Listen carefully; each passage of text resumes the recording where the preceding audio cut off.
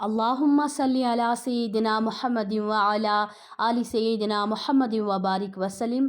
Daily Islamic network YouTube channel پر آپ سب کو خوش آمدید۔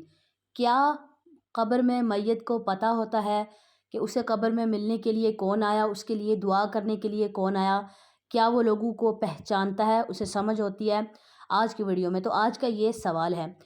تو نبی صلی اللہ علیہ وآلہ وسلم سے صحابہ کرام نے پوچھا اس بارے میں، تو نبی پاک نے فرمایا کہ جب بھی تم اپنے پیاروں کی قبروں پر جاتے ہو تو وہ اس چیز کو محسوس کرتے ہیں، اور جب تم ان کے لیے دعا کرتے ہو تو وہ اس سے انہیں خوشی حاصل ہوتی ہے اور انہیں سکون ملتا ہے۔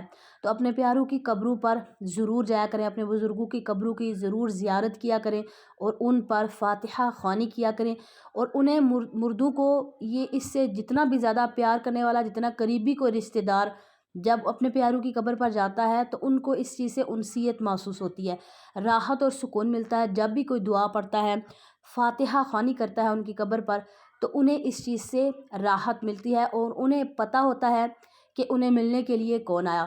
تو سنت طریقہ کیا ہے قبروں کی زیارت کرنے کا؟ پاؤں کی طرف سے جایا جائے اور سب سے پہلے ان کو سلام کیا جائے۔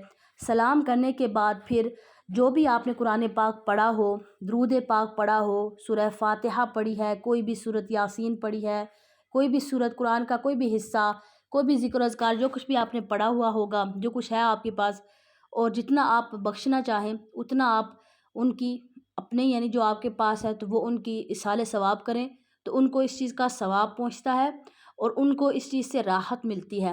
تو سب سے بہترین چیز جو میت کو خوش کرنے والی ہوتی ہے وہ ہوتی ہے صدقہ کرنا۔ جتنا زیادہ صدقہ میت کی طرف سے کیا جائے گا، میت کو قبر میں اتنا زیادہ سکون اور راحت ملتی ہے۔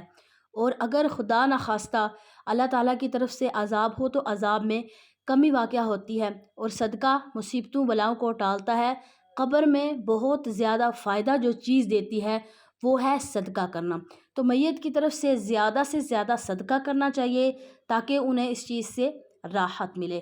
مجھے امید ہے کہ آج کی ویڈیو آپ کو سمجھ میں آ گئی ہوگی۔